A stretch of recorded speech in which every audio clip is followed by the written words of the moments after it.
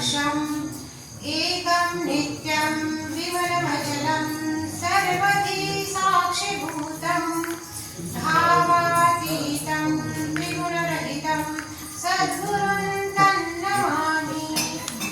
मूकं करोति वाचालं पङ्गुं लङ्घयते गिरिं यत्कृपातमहं वन्दे परमानन्दमाधवम्।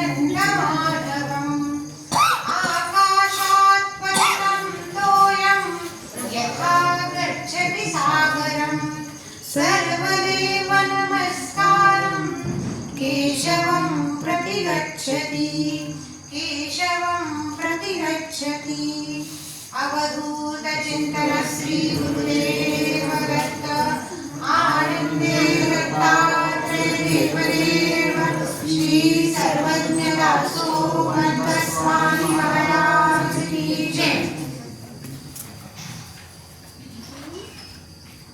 मानवाला प्रेयसा करून श्रेयसाकडे नेण्यासाठी ज्या परमार्थाच्या ग्रंथांची आपल्याला आवश्यकता असते, ज्या ग्रंथांमध्ये याचे वर्णन ग्रंथराज असे केलेले आहे, या ग्रंथराजाला सार रूपाने आपल्या शुद्ध चित्तामध्ये धारण करून आत्मोन्नतीचा मार्ग चोखाळून नवविधा भक्तीची एक एक पायरी ओलांडून जाण्यासाठी आणि अगदी आत्मसाक्षात्कार करून घेण्यासाठी या पावनस्थळी या देवघरामध्ये आपण उपस्थित झालो आहोत। या सर्व भक्तजनांना प्रथमतः त्रिवार वंदन करते।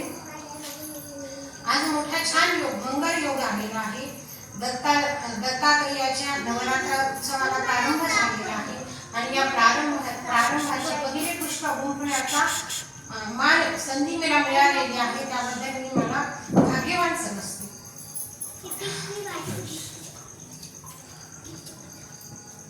आपल्या हिंदू धर्मामध्ये 3 प्रकारचे ग्रंथ सांगितलेले आहेत। पहिला ग्रंथ आहे अधिभौतिक, दुसरा आहे अधिदैविक आणि तिसरा आहे आध्यात्मिक। अधिभौतिक म्हणजे जो जडांचा विचार करतो तो। जड म्हणजे काय? की जन्माला आलेले जे जीव आहेत त्याला आपण जड असे म्हणतो। जे पृथ्वीवर जे जन्मलेले आहेत ते सर्व जडजीव, या जडजीवांचा विचार करणारे ते आहेत अधिभौतिक। आणि दुसरे आहे ते म्हणजे अधिदैविक। जे अधिदैविक असतात त्यांना चैतन्याचा विचार करणारे असतात। चैतन्य देवांचा किंवा चैतन्याचा जे आपण म्हणतो की अतिसूक्ष्म अशी शक्ती आहे, या अतिसूक्ष्म शक्तीचा विचार करणारे ते आहेत अधिदैविक। आणि जड आणि चैतन्य याच्यावरही ज्याची सत्ता चालते, ही जड आणि चैतन्य ज्याला नियंत्रित करत आहे, सृष्टीचे चक्र चालू राहतं, मानवाला आत्मोन्नतीची दिशा ज्यामुळे कळते, असे सर्वश्रेष्ठ असणारे शास्त्र म्हणजे आपण म्हणता येईल त्याला आध्यात्मिक शास्त्र। आणि म्हणून सगळ्यात श्रेष्ठ शास्त्र कोणतं असेल तर ते आध्यात्मिक शास्त्र आहे। जडाची जी शास्त्र असतात ती दैनंदिन जीवनात आपल्याला थोड्याफार प्रमाणामध्ये उपयोगी पडू शकतात, त्याला काही मर्यादा आहे। अधिदैविक जी असतात ती चैतन्याचा विचार करणारी असल्यामुळे अंशतः विचारात घेतले तर ती सुद्धा आपल्याला मर्यादित स्वरूपामध्ये जीवनात उपयोगी पडणार आहे। परंतु जेव्हा आपल्याला आत्मोन्नतीचा रस्ता बघायचा असतो, दाखवायचा असतो, तर या आत्मोन्नतीचा रस्ता दाखवणारी उपयोगी पडणारी जे सर्वार्थाने श्रेष्ठ असा आत्मसाक्षात्कार असं जर आपल्याला वाटत असेल तर प्रत्येक मानवाला आध्यात्मिक शास्त्राची कास धरली पाहिजे। आपले सगळे आचार्य सर्व संत जे आहेत ते अत्यंत हुशार होते, असं म्हणता येईल, शहाणे होते। त्यांनी कधी जडाचा अभ्यास केला नाही, कधी उपनिषदांमध्ये असं वर्णन केलेलं आहे की कोणत्या एका गोष्टीचा अभ्यास करता येईल जेणेकरून की आपल्याला सगळं काही साध्य करता येईल। तर त्याचं उत्तर देताना परब्रह्माचा अभ्यास करावा म्हणून आमच्या सर्व संतांनी आचार्यांनी काय केलेलं आहे तर या परब्रह्माचा म्हणजे परमात्म्याचा अभ्यास करणारा अध्यात्म शास्त्राला जास्त महत्त्व दिले। या परंपरेमध्ये अत्यंत गौरवाने आणि आदराने नाव घ्यावे ते म्हणजे संत सर्वज्ञ दासोपंत स्वामी आणि यांच्या नंतरच्या थोड्याशा काळात ते म्हणता येईल आपल्याला संत समर्थ रामदास स्वामी. यस्य स्मरणमात्रेण नश्यन्ति पापराशिः तापत्रय परिध्वंस तस्मै श्री गुरवे नमः. असे संत सर्वज्ञ दासोपंत स्वामी, साहित्याचे नवकोट नारायण असे आपण त्यांचे वर्णन करतो. असे आणि सागर पदार्णवासारखा ग्रंथराजासारखा श्रेष्ठ ग्रंथ ज्यांनी तयार केला ते दासोपंत स्वामी. तसेच शुकासारखे पूर्ण वैराग्य ज्यांचे, वसिष्ठा परिज्ञान योगेश्वराचे, कवी वाल्मिकी सारखा मान्य ऐसा नमस्कार माझा सद्गुरु रामदासा. जय जय रघुवीर समर्थ. संत सर्वज्ञ दासोपंत स्वामी आणि संत रामदास स्वामी एक या दोघांमध्ये साम्य एक होतं की हे जे आहेत ते रामदास स्वामी हे रामभक्त होते, पण संत सर्वज्ञ दासोपंत स्वामी हे दत्तभक्त होते. या ही सर्व आपल्याला माहीतच आहे. पण त्यांची जी आराध्याप्रती असलेला तल्लीन भाव आहे या दोघांमधलं हे खूप मोठं साम्य म्हणता येईल आपल्याला. तर संत परंपरेनुसार अत्यंत आदराने आणि गौरवाने ज्यांचं नाव घेतो असे समर्थ रामदास स्वामी. तर समर्थ रामदासांना शक्यतो कोणी संत म्हणत नाही, समर्थ असं म्हणतात. आणि समर्थ असं का म्हणतात येईल असं थोडासा आपण जर का विचार केला तर समर्थ जे होते त्यांना घोडदौडीची खूप जास्त आवड होती, उत्तम घोडदौड करणारे होते. तसेच ते तिरंदाजी खूप चांगल्या प्रकारे करत होते, उत्तम अशी गल्लोल चालवत होते ते. आणि समर्थांना संगीत हे उत्तम अशा स्वरूपामध्ये येत होतं. ते उत्तम वादक होते. तसेच समर्थ हे उत्तम मल्ल होते. आपण सर्वश्रुतच आहे की त्यांनी बलोपासनेची पूजा केलेली आहे आणि त्यांनी हनुमानाची मंदिरे स्थापन केलेली आहेत आणि सर्वांना शक्तीची उपासना करण्याचं मार्गदर्शन केलेलं आहे. एका लंगोटीवर हिमालय पचवण्याची क्षमता अशी त्यांच्यामध्ये होती. असं अलौकिक सामर्थ्य असणारे हे समर्थ एवढे झटपट चालत की एका दिवसात 40 ते 50 मैल सहजगत्या चालून जात. त्यांना त्याबद्दल काहीच वाटत नव्हतं. म्हणून सर्व संत जेव्हा आपण म्हणतो तेव्हा कदाचित रामदास स्वामींना मात्र आपण समर्थ असा संबोध करतो.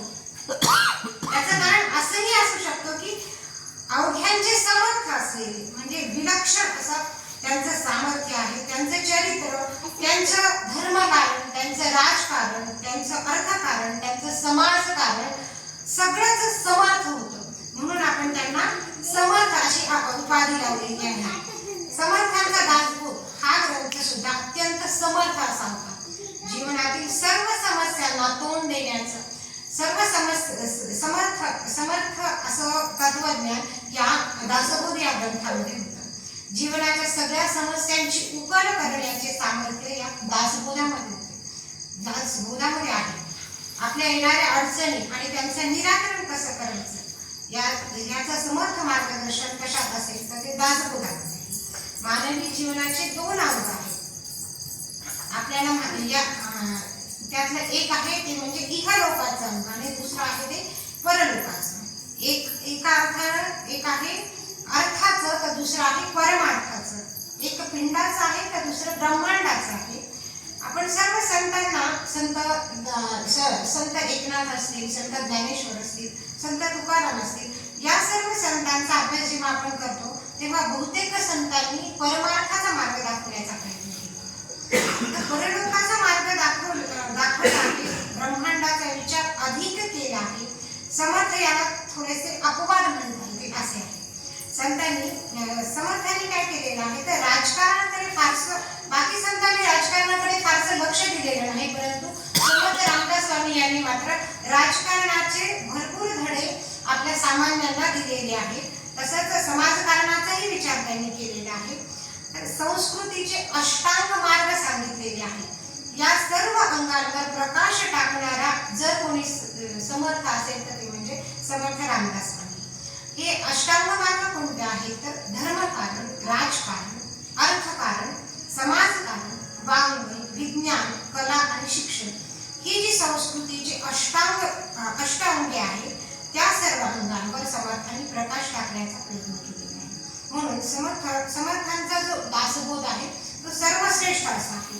इहलोक आणि परलोक याचा अलौकिक समन्वय संगम आपल्याला दासबोधामध्ये पाहायला मिळतो. समर्थ जसा परलोकाचा विचार करतात तसेच ते इहलोकाचा सुद्धा विचार करतात.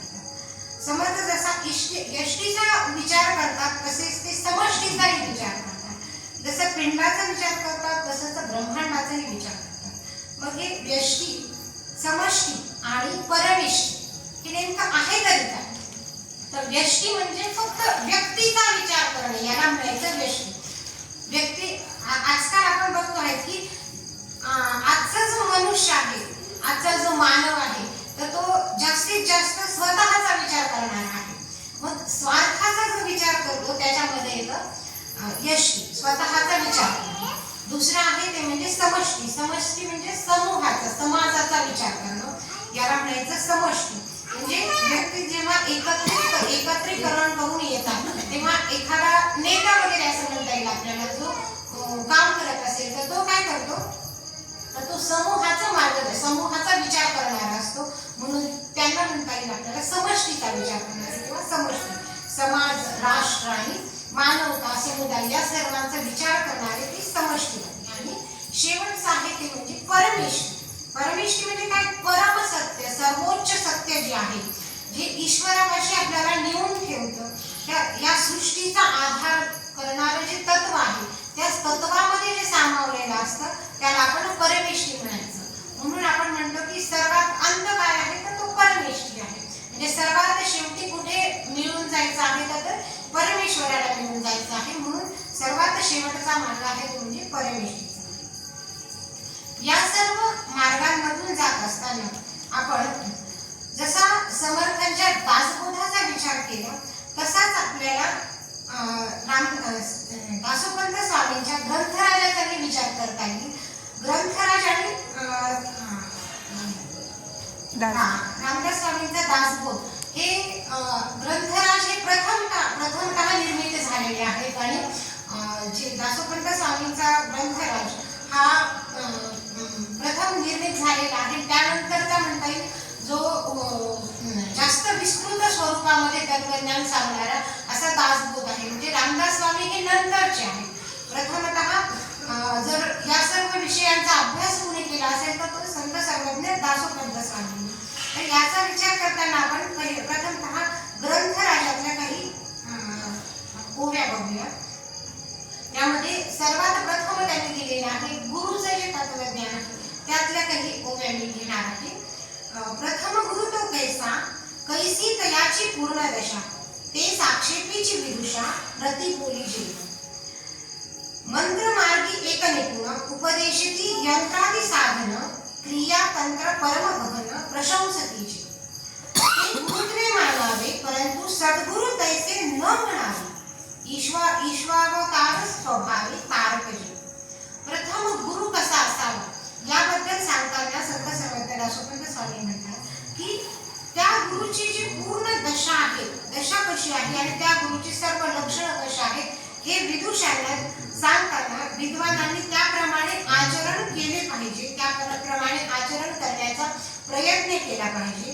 गुरुचे अनंत प्रकार त्यांनी सांगितलेले आहेत. आपल्याला जे ज्ञात आहे, ज्ञानाची उत्तमता प्राप्त करण्यासाठी जे मार्गदर्शन करतात ते गुरु असतात.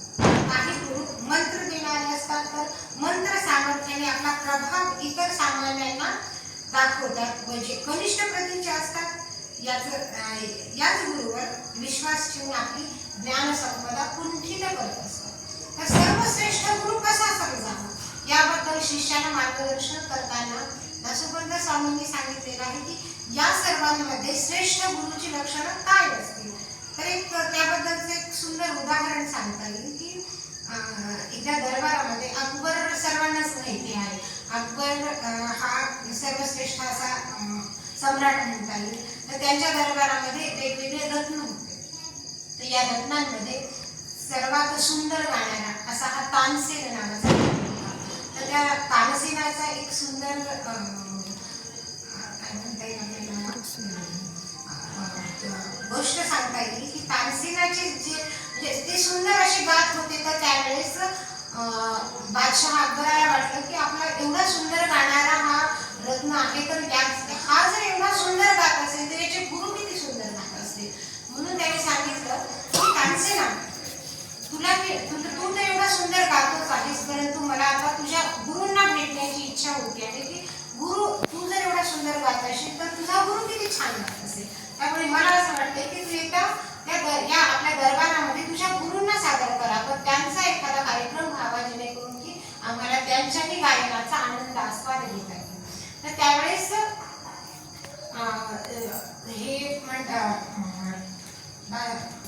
त्यावेळेस तानसेन म्हणतात की महाराज, मान्य आहे की तुम्ही माझ्या गुरुला बोलवत आहेत, याबद्दल मी काही शंका घेत नाही, परंतु माझे गुरु आहेत ते कधीही दरबारामध्ये जात नाही, दरबारामध्ये ते काही येणार नाही, त्यामुळे या दरबारामध्ये काही त्यांचा कार्यक्रम होऊ शकत नाही. तुम्हाला जर का माझ्या गुरुचा गायन ऐकायचं असेल तर तुम्ही काय करावं, तर तुम्ही माझ्या गुरुच्या आश्रमामध्ये यावं, त्यानंतर आपण त्यांच्या गाण्याचा आस्वाद घेण्याचं बघता येईल.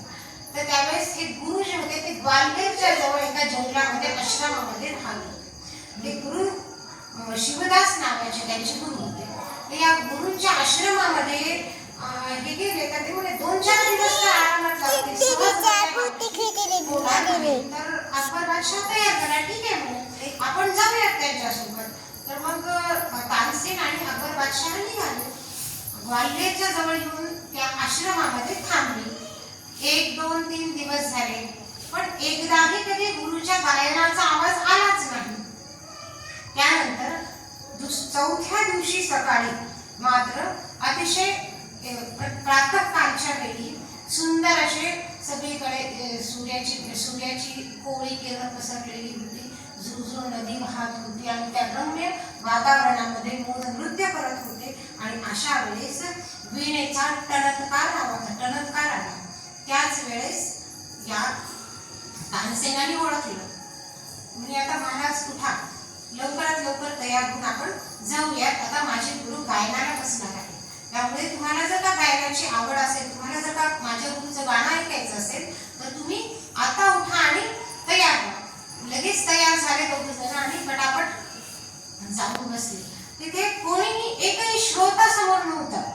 तिथे समोर होती ती फक्त महादेवाची एक प्रचंड अशी पिंड आणि त्याच्या समोर बसून वीणेवर हे सूरदास नावाचे जे गुरुजी होते ते तानसेनाचे गुरुजी सूर लावत होते. आणि सूर लावता लावता ते भक्तीमध्ये एवढे लीन झाले की जवळजवळ 3-3.5 तास त्यांना भानच नाही राहिलं की ते कितपर्यंत गात आहे. 3-3.5 तास त्यांचं गायन चालूच होतं. आणि त्या गायनामध्ये तानसेन आणि अकबर बादशाह हे दोघं जण एवढे तल्लीन झाले की त्यांनी या दोघांचाही म्हणजे त्यांना स्वतःचा विसर पडला.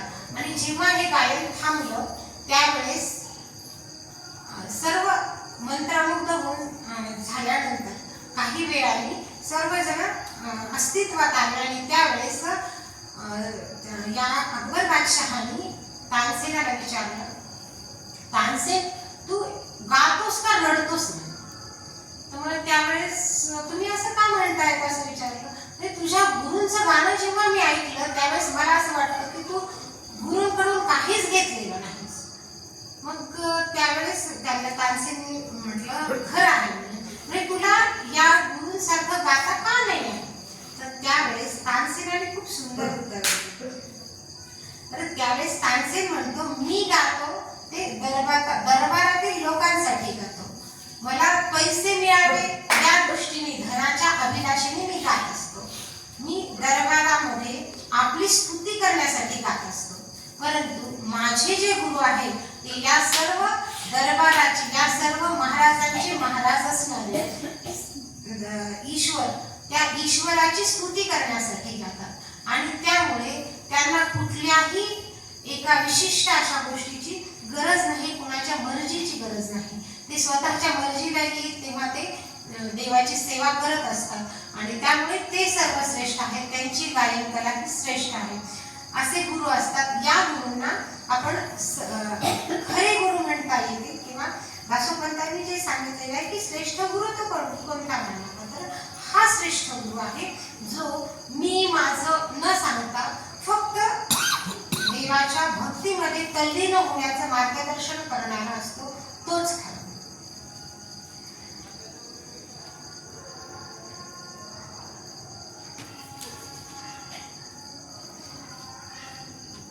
गुरूंचं सामर्थ्य काय आहे यावेळेस सांगताना, गुरु सामर्थ्यशाली असतील असे नाही.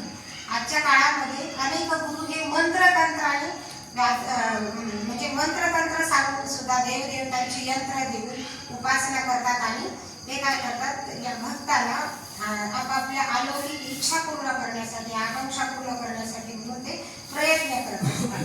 तर या मंत्राच्या प्रभावाखाली जे अधिक काळ येतात ते खरे गुरु नाही. गुरूंना कोणतीही लालसा नसावी अशा प्रकारचे म्हणजे गुरूंची असे गुरु नसावेत अशी तत्वज्ञान हे समर्थ सर्वज्ञ दासोपंत स्वामींनी सांगितलेले आहे. यंत्र देणारे गुरु तत्कालीन काळातही यंत्राचा व्यापार करत असतील म्हणून त्याचा यंत्र गुरूंचा दैवी सामर्थ्यावर विश्वास नाही. म्हणून संत सर्वज्ञ दासोपंत स्वामी म्हणतात की मंत्र मार्ग यंत्राच्या मार्गाने अवलंब करणारे जे गुरु असतात ते सद्गुरू नाही. त्या सद्गुरूंचा स्वभाव हा शिष्याची आत्मोन्नती करून जीवनाचा विकास करण्यासाठी ज्ञानशक्ती वाढवणारा नाही. मग जे उपदेशती भेदू अन्य मातेसी विरोधू ब्रह्मात्म विषयी बोधू दुर्लभू जय. असद्गुरु हा स्वतः अज्ञानी असल्याने आपल्याला प्रकाश देऊ शकत नाही असं सांगितलेलं आहे त्यांनी. ते आपल्याला विविध प्रकारचे भेद सांगतात व आपल्या मताविरोधात जाणाऱ्यांचा द्वेष करतात. त्यांना ब्रह्मज्ञानाविषयी कोणतीही पडलेले नसते किंवा कोणतेही बोध नसतो आणि ब्रह्मज्ञानाविषयी त्यांना कोणतेही ज्ञान नसते असा सद्गुरू असू शकत नाही असं दासोपंत म्हणतात. हा वेद विरुद्धेमध्ये आदेशिकी शिष्याचे ते असद्गुरू निरुद्धे जाणारे कर्म. जो सद्गुरू आपल्या शिष्याला वेदांत जे मांडणारे तत्वज्ञान सिद्धांत मते आपण त्यांच्या विरोधात मांडणारी मते असं जेव्हा सांगतात त्यावेळेस तो गुरु निश्चयाने असद्गुरू मानावा असं सांगितलेलं आहे. दृष्टीवेधे वेदिती का हडयोग उपदेशिती ते सद्गुरू मानिती अविवेकी जन. ज्या ठिकाणी दृष्टीनेच शोध घेण्याचा प्रयत्न केला जातो किंवा जे फक्त योगाचाच उपदेश करत असतात त्यांना अज्ञान लोक किंवा अविवेकी लोक किंवा असद्गुरू असं म्हटलेलं आहे. जे डोळ्याने दिसते तेच लक्ष देऊन आकाशाचा वेध घेण्याचा प्रयत्न करत असतात आणि आकाशापर्यंत जाता येत नाही. त्यांना फक्त आकाशाचा भासच होत असतो. आकाश हे सर्वव्यापी आहे. वेगवेगळ्या दृष्टीने व्यापक आकाशाचे वर्णन करतात कारण ते दृष्टीने दिसते तेच सत्य मानून, परंतु आकाशाच्या दिशेने आकाशाच्या जवळ व्यापकता आहे ती व्यापकता आपण डोळ्याने पाहू शकत नाही. म्हणूनच आकाशामध्ये अन्य काही आहे की आपण नुसत्या डोळ्याने कधीच पाहू शकत नाही.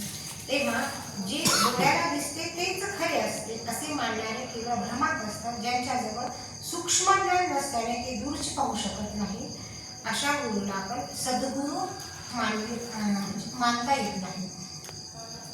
तर सद्गुरू नेमकं कधी म्हणजे कोणाला मानावं असं सांगताना दासोपंत स्वामींनी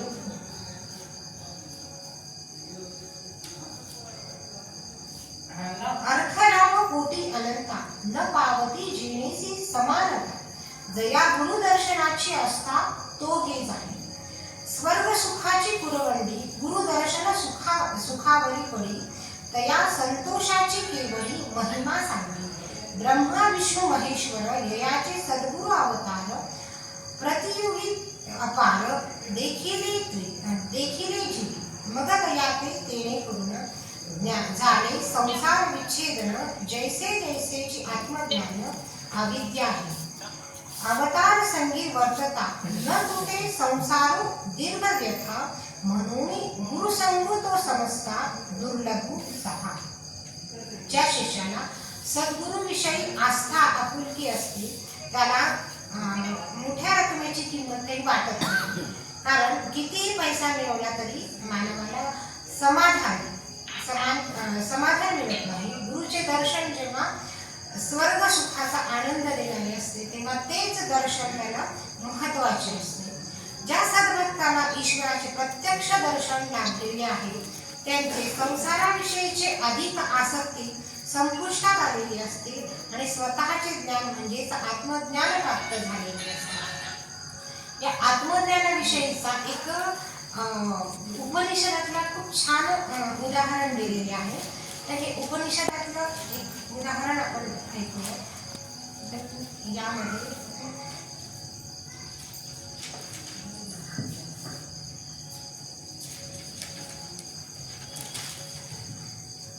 उपनिषदामध्ये एक रूपक सांगितलेलं आहे टिटवीचं. तर ही टिटवी जी आहे ती सागर प्राशन करणारी आहे असं सांगितलेलं आहे. आता टिटवी म्हणजे एकदम छोटा सूक्ष्म असा पक्षी आहे. तर त्याचं रूपक देताना म्हटले की तो सागर प्राशन करतो. तर मग सागर प्राशन कशा प्रकारे केलेलं आहे या टिटवीने? तर टिटवी सागर किनाऱ्यावर काही अंडे घालते, 3-4 अंडे घालते आणि त्यावेळेस सागर काय करतो, स्वतःच्या लाटाने तिचं एक अंड हे आपल्यामध्ये सामावून घेतो किंवा आपल्यामध्ये तो ओढून घेतो. अशा वेळी या टिटवीने सागराला खूप प्रार्थना केलेली आहे की सागरा माझं अंड तुम्हाला परत कर. त्यावेळेला सागर काहीसा तिचं ऐकत नाही आणि आपल्या उन्मत्त शृंखल तत्वाप्रमाणे तो वाहतच राहतो, तिचं काही तो ऐकत नाही. तेव्हा टिटवीने हा सागर कसा रिकामा करेल याबद्दल तिने प्रयत्न केलेला आहे. तर हा सागर रिकामा करायचा म्हटलं तर दुसरीकडे म्हणजे अतिशय मुंगीने हत्तीच्या शक्तीला ललकारल्यासारखं होतं. तर मग अशा वेळेला हा जो सागर आहे तो रिकामा कसा करायचा? तर टिटवीची जिद्द एवढी होती की ती काही म्हणे मी माझ्या चोचीने हा पूर्ण भवसागर जो आहे तो पूर्ण रिकामा करेल. मग एकीकडे जर सागर रिकामा करायचा म्हटलं तर दुसरीकडे जेव्हा ते पाणी जाईल तेव्हा तिथे तर सागर तयारच होईल ना. मग हा सागर रिकामा कसा होईल? मग त्यावेळेस सर्वजण तिला समजून सांगतात की बाई हे काही शक्य नाही, तू या फंदात पडू नकोस, याच्या नादी लागू नकोस तू. परंतु टिटवी काही स्वतःचा हट्ट सोडत नाही. मग तिने काय केलेलं आहे, तिने स्वतःच्या चोचीमध्ये पाणी भरायला प्रारंभ केलेला आहे आणि टिटवीने स्वतःच्या चोचीमध्ये पाणी भरून ते वाळवंटामध्ये नेऊन टाकत होती. एकदा टाकले, दोनदा टाकले, असे वारंवार ती करत राहिली. स्वतःच्या चोचीमध्ये पाणी भरत राहिली आणि ती त्या वाळवंटामध्ये नेत राहिली. सतत हे काम करत राहिली. ती एक वेळ अशी आली की अक्षरशः ती बेशुद्ध पडण्याची वेळ आली, तरीही तिचं हे सातत्य, हे काम हे चालूच होतं. त्यावेळेस भगवंताला तिची दया आली आणि भगवंताने तिची ही भक्ती, तिची ही सातत्यता बघून ती म्हटली, त्या भगवंतानी सागराला सांगितलं की बाबा सागरा काही कर, तिचं अंड हे वापस कर. आणि त्यावेळेस सागराने या टिटवीला तिचं अंड वापस केलं. तर अशा प्रकारचं हे टिटवीचं जे रूपक साधलेलं आहे तर याचा संबंध हा आपल्या जीवनाशी येत असतो. सागर म्हणजे आपला हा भवसागर, प्रपंच. आपण या सागरामध्ये गुरफटलेलो आहोत आणि उपनिषदामध्ये सांगितलेलं आहे की या प्रपंचरूपी भवसागरात एक अंडा हरवून गेलेला आहे. म्हणजे आपलं जे अर्भक आहे, आपलं जे जीव आहे, हा जीव हरवलेला आहे आणि या जीवाला काय झालेलं आहे तर मार्ग सापडत नाही आणि असा तो सैरभैर होऊन या भवसागरामध्ये फिरत आहे, वाहत आहे. आणि त्यावेळेस जेव्हा संतांची संगती, संतांचा म्हणजे गुरुचा जेव्हा त्याला स्पर्श होतो, परिस्पर्श होतो, त्याला जेव्हा गुरुचा परिस्पर्श होतो त्यावेळेला त्याचं आत्मज्ञान हे जागृत होतं. असं म्हणतात की आत्मज्ञान हे गर्भाच्या अवस्थेमध्ये असताना आत्मज्ञान आपल्याला असतं. परंतु जेव्हा गर्भाच्या अवस्थेतून आपण जे एखाद्या म्हणजे मानवाच्या अवस्थेमध्ये किंवा जन्म दिलेल्या बाळाच्या अवस्थेमध्ये जेव्हा आपण जातो तर त्यावेळेला आपल्याला आत्मज्ञानाची विस्मृती होते. मग ही विस्मृती फक्त एक वेदांतामध्ये उदाहरण दिलेलं आहे की फक्त जे वामदेव होते तर या वामदेवांनाच फक्त जे काही त्यांनी गर्भामध्ये ज्ञान घेतलेलं होतं त्या सर्वांचं ज्ञान, त्या सर्वाची स्मृती ही फक्त वामदेवांना राहिली. केलेली आहे. बाकी सर्वांना याची विस्मृती होत असते. आणि आजकालच्या शास्त्रज्ञांनी हे सर्व मान्य केलेलं आहे की गर्भामध्ये ज्ञान हे असतंच, प्रत्येक जीवाला ज्ञान हे असतंच असं सांगितलेलं आहे. तर या जीवात्म्याची जी क्षमता आहे ती खूप लहान असते आणि आपली जी परमात्म्याची कृपा जेव्हा त्याला लाभते, हा भवसागरात जेव्हा तरुण जात असतो तर हा भवसागर तरण्यासाठी जी नौका मिळालेली असते ती आपल्याला गुरूंची नौका असते, जी सद्गुरूंची नौका असते. आणि या सद्गुरूंच्या नौकेतून जेव्हा या जीवात्म्याला आधार मिळतो तेव्हाच त्याला ईश प्राप्ती होते, ईश्वराची कृपा होते त्याच्यावर. आणि हा भवसागर जसा टिटवीला ते अंड परत मिळालं तसाच या जीवाला परमात्म्याची प्राप्ती होते आणि ते परत या भवसागरातून तृप्त होऊन जातात. आपण म्हणतो आम्ही बिघडलो तुम्ही बिघडाला, तर अशा प्रकारे आपण सुद्धा या भगवंताला जर का शरण जायचं असेल तर आपल्याला सुद्धा सद्गुरूची प्राप्ती झाली पाहिजे, सद्गुरूची कास लाभली पाहिजे असं सर्वज्ञ दासोपंत स्वामी सांगतात. याबद्दलचा आणखीन एक सद्गुरूचं उदाहरण द्यायचं झालं तर आत्ताच एक पुस्तक वाचलं होतं, त्यामध्ये गोळवलकर गुरुजींचं ते पुस्तक होतं. तर त्याच्यामध्ये गोळवलकर गुरुजींनी खूप छान एक प्रसंग सांगितलेला होता की त्याच्या चरित्रामध्ये तो आलेला आहे. श्री गुरुजी नावाचं त्यांचं चरित्र आहे. तर त्याच्यामध्ये त्यांनी प्रसंग वर्णन करताना सांगितलेलं होतं की ते ग्वाल्हेरच्या एका विद्यापीठामध्ये शिकवत असतात. ते प्राध्यापक म्हणून तिथे असतात. भरपूर सारे विद्यार्थी हे तिथे उपस्थित असतात आणि त्यावेळेला शिकवता त्यांना त्यांच्या म्हणजे दुपारच्या वेळेला जेव्हा त्यांचं जेवण होऊन ते थोडेसे बागेमध्ये फिरत असतात तर त्यावेळेला त्यांच्या पायाला विंचवाने दंश केलेला असतो. या विंचवाने दंश केल्यानंतर विद्यार्थी धडपड करतात आणि त्याचं जे विष उतरण्याचा प्रयत्न करत असतात. परंतु त्याच स्थितीमध्ये पुढे जाऊन श्री गुरुजी हे काय करतात तर ते या स्वतःचं जे काम आहे, स्वतःचं जे शिकवण्याचं काम आहे ते त्या विद्यार्थ्यांना चालूच ठेवतात. तर त्यावेळेस विद्यार्थी त्यांना विचारतात की तुम्हाला विंचवाने दंश केलेला आहे तरीही तुम्हाला म्हणजे एवढ्या वेदना होत आहेत तरीही तुम्हाला आता शिकवण्याचे सुचतंय कसं, एवढं सगळं वेदना होत असताना पण तुम्ही तुमचं कार्य हे पुढे कसं नेत आहात, तुमचं जे शिकवण्याचं जे काम आहे तर ते पुढे कसं करत आहे. तर त्यावेळेला त्यांनी खूप छान उदाहरण दिलं की ते म्हणे की विंचू चावलेला आहे तो माझ्या पायाच्या एका छोट्याशा भागाला चावलेला आहे, माझ्या बुद्धीला विंचू चावलेला नाही आणि माझं काम बुद्धीचं काम हे तुम्हाला शिकवणं आहे. त्यामुळे माझं जे काम आहे ते मी पूर्ण करणार. आणि त्यावेळेस त्यांचं ते मार्गदर्शन पर लेक्चर जे होतं ते पूर्ण करून ते स्वतःच्या घरी गेले आणि त्याच्यानंतर त्यांनी त्या विंचवाच्या म्हणजे ट्रीटमेंट घ्यायला सुरुवात केली. तर आपलं जे काम आहे ते तल्लीनतेने करणारे ते सद्गुरू. असे सद्गुरू जेव्हा आपण ओळखून त्या सद्गुरूंच्या चरणी लीन होतो त्यावेळेस आपल्याला भक्ती मार्गाचा म्हणजे आपल्याला भक्ती मार्गातून भवसागर तरून ईश प्राप्ती होते असे म्हणतात. गुरुर्ब्रह्मा गुरुर्विष्णू गुरुर्देवो महेश्वरा गुरु साक्षात् परब्रह्म तस्मै श्री गुरवे नमः.